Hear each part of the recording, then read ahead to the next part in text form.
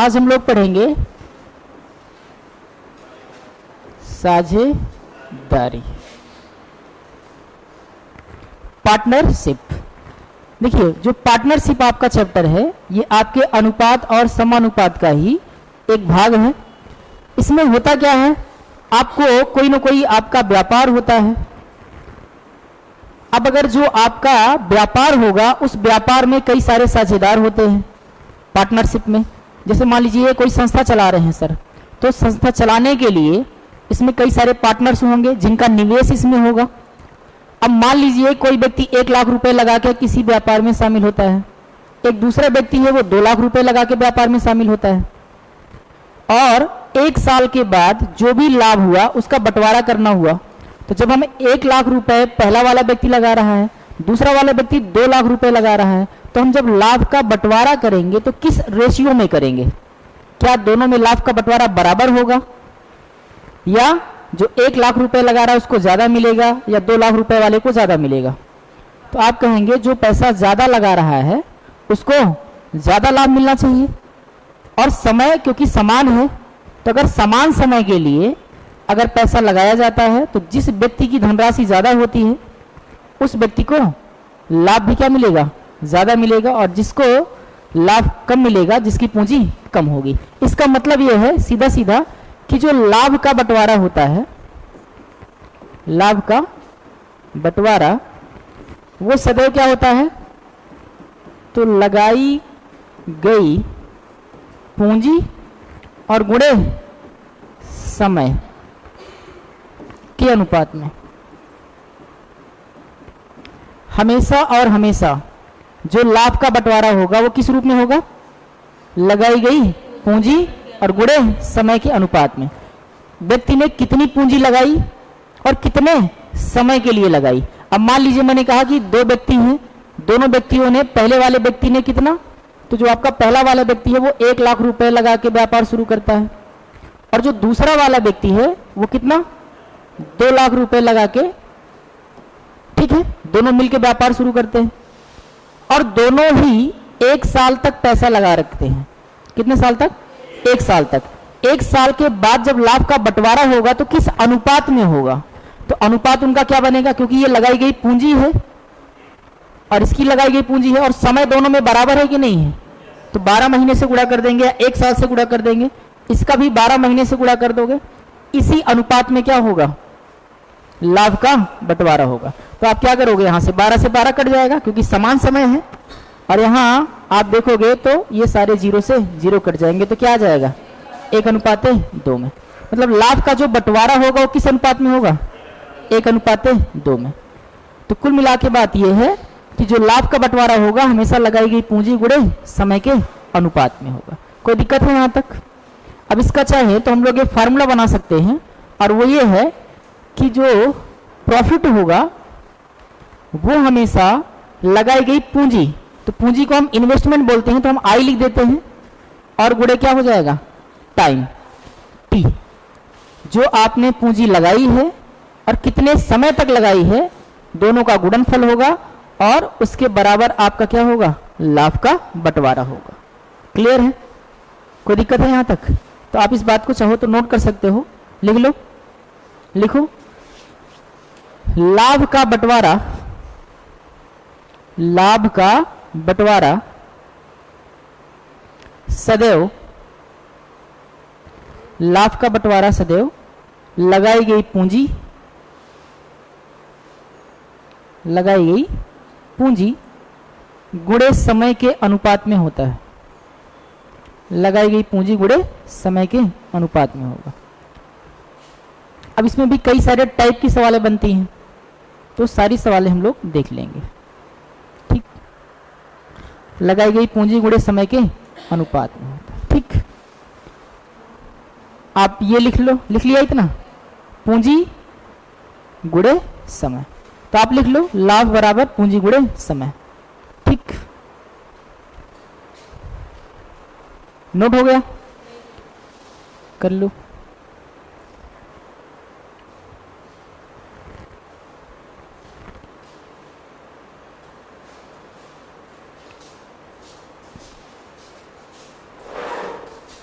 देखो हमने यहाँ लिखा है जो प्रॉफिट होगा वो इन्वेस्टमेंट और गुणे टाइम का होगा।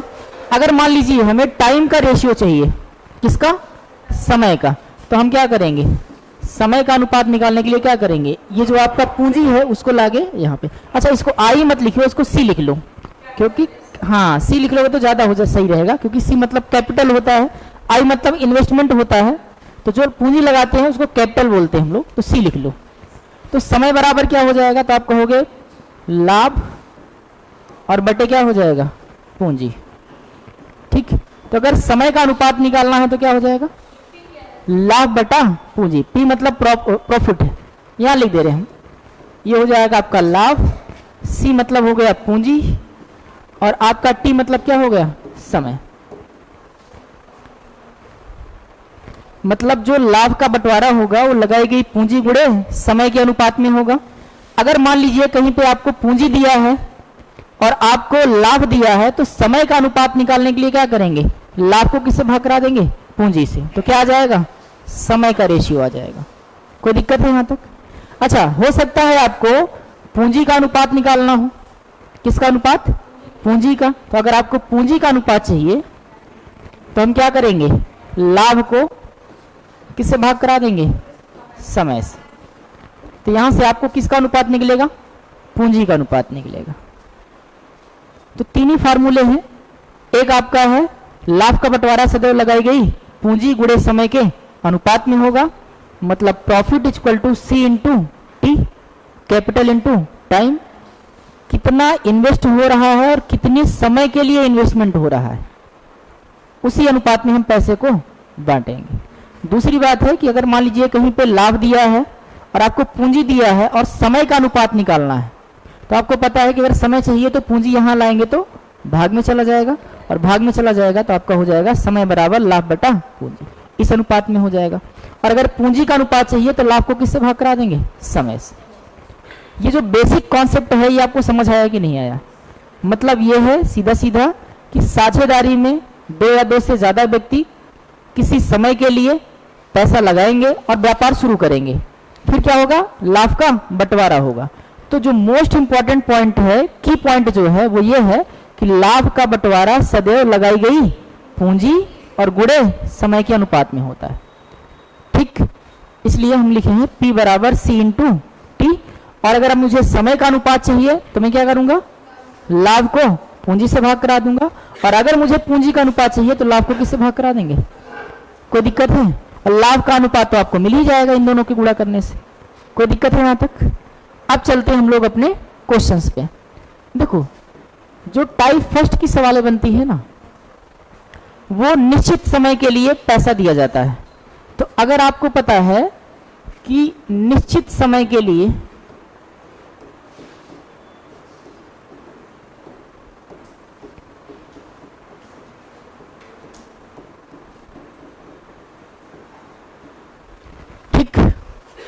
पहले टाइप में जो सवालें आती हैं वो आती हैं कि जो हमारा पैसा इन्वेस्टमेंट हो रहा है वो एक निश्चित समय के लिए हो रहा है। जैसे सारे लोग एक साल के लिए कर रहे हैं या सारा 6 महीने के लिए, जितने भी पार्टनर हैं वो सारे एक निश्चित समय के लिए ही पैसा इन्वेस्ट कर रहे हैं। तो बताओ फिर लाभ का बंटवारा किस अनुपात में होगा? पूंजी के अनुपात में होगा, क्योंकि लाभ का बंटवारा पूंजी गुणे समय के अनुपात में होता है। अब अगर समय सब में समान है तो समय से गुणा करेंगे सब में, जब अनुपात बनाएंगे तो कट ही जाएगा। तो कुल मिला के यहां पे जो पैसे का बंटवारा होता है, सॉरी पैसा मत लिखो, लाभ लिखो, लाभ का बंटवारा, लाभ का बंटवारा किसके अनुपात में होगा? हाँ, लगाई गई पूंजी के अनुपात में।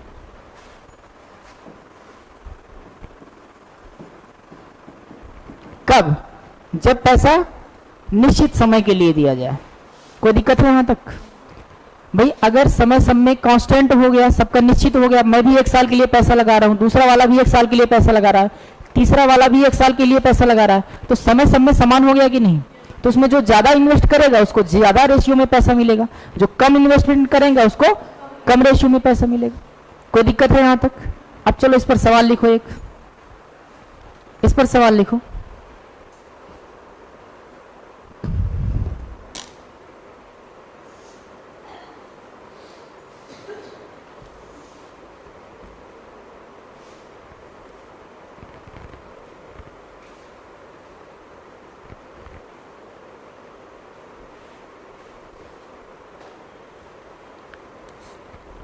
लिखो, किसी व्यापार में, किसी व्यापार में, हाँ किसी व्यापार में दो व्यक्ति, किसी व्यापार में दो व्यक्ति 3 वर्ष के लिए, किसी व्यापार में दो व्यक्ति 3 वर्ष के लिए क्रमशः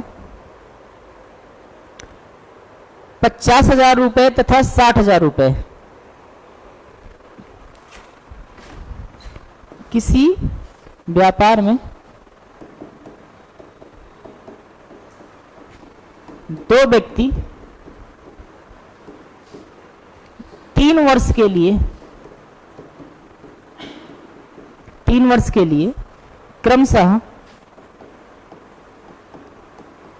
50,000 रुपए तथा 60,000 रुपए निवेश के साथ व्यापार आरंभ करते हैं, निवेश के साथ व्यापार आरंभ करते हैं, व्यापार आरंभ करते हैं। 3 वर्ष बाद उनका लाभ किस अनुपात में होगा, या लाभ का बंटवारा किस अनुपात में होगा? 3 वर्ष बाद उनके लाभ का अनुपात क्या होगा, ऐसे लिख लो, उनके लाभ का अनुपात क्या होगा?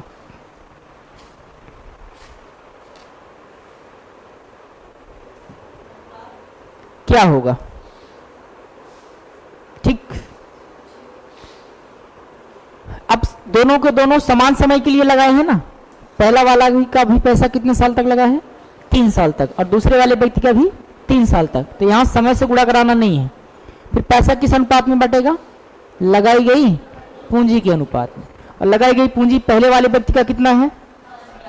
तो पहले वाले व्यक्ति का है 50,000 और दूसरे वाले व्यक्ति का कितना है? 60,000। तो इसी अनुपात में पैसा बढ़ जाएगा। तो बांटोगे तो यहां देखो 1 2 3 4, 1 2 3 4, तो आपका क्या आया? 5:6। मतलब उनके जो लाभ का अनुपात होगा वो क्या होगा? 5:6। समझ आया? इसका मतलब पैसा अगर समान समय के लिए लगाया जा रहा है तो जो लाभ का बंटवारा होगा वो किस अनुपात में होगा? लगाई गई पूंजी के अनुपात में। और पूंजी पहले का 50,000 था और दूसरे का 60,000 था। ठीक, तो पहले का 50,000 था, दूसरे का 60,000 था। तो हम अनुपात बनाएंगे तो क्या निकल जाएगा? 5:6। ये बात समझ आई कि नहीं आई? चलिए एक सवाल और नोट करिए।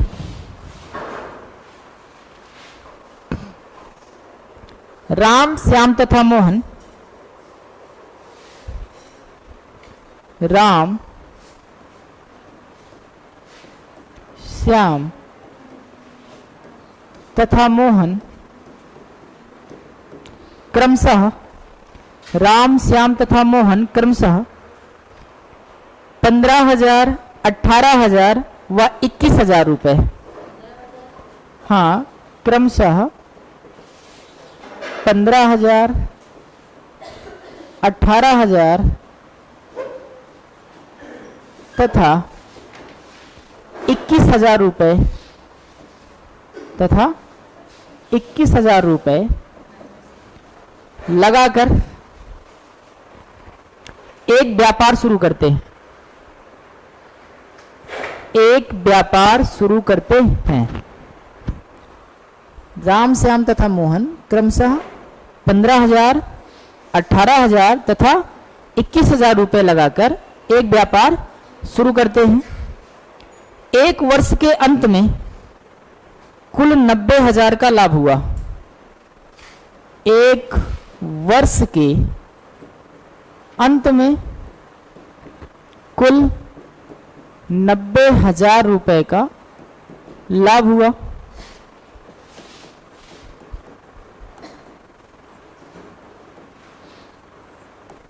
एक वर्ष के अंत में कुल कितने का लाभ हुआ? 90,000 रुपए का लाभ हुआ। तो मोहन को कुल कितने रुपए, तो मोहन को कुल कितने रुपए लाभ के रूप में प्राप्त होगा? तो मोहन को कुल कितने रुपए लाभ के रूप में प्राप्त होगा?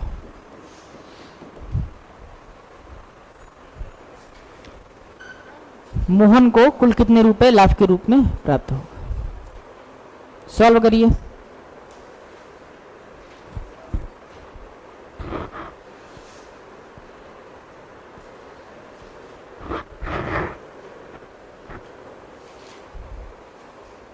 देखिए हमने क्या कहा, अगर पैसा समान समय के लिए लग रहा है तो लाभ का बंटवारा किस अनुपात में होगा? लगाई गई पूंजी के अनुपात में होगा। तो राम, श्याम और मोहन का पूंजी किस अनुपात में है, निकाल लो, उसी अनुपात में पैसा बांट देंगे।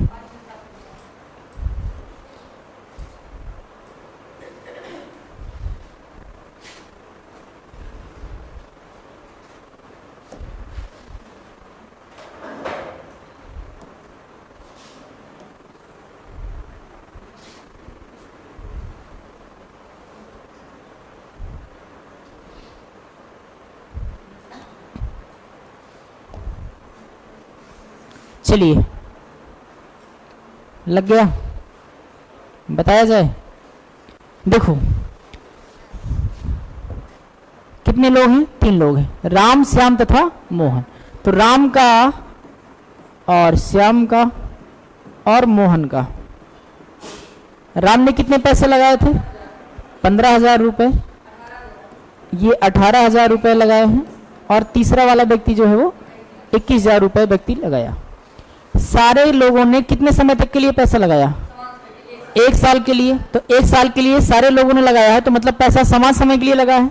तो चाहे आप सब में 1 से गुणा कराओ और चाहे नहीं कराओ, जो लाभ का बंटवारा होगा वो इसी अनुपात में होगा कि नहीं होगा? तो इसका अनुपात बनाओ जरा सा।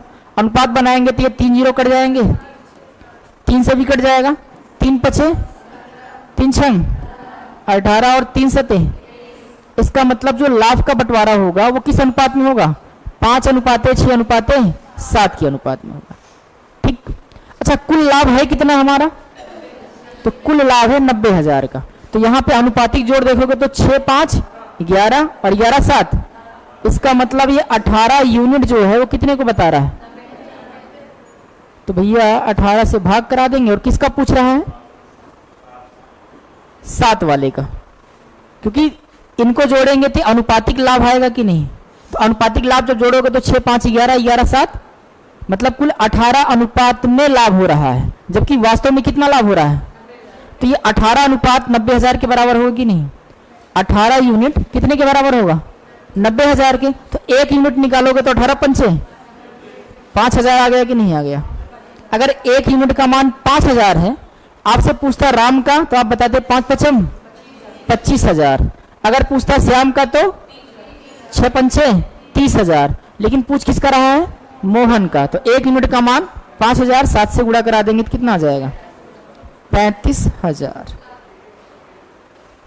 समझ आया?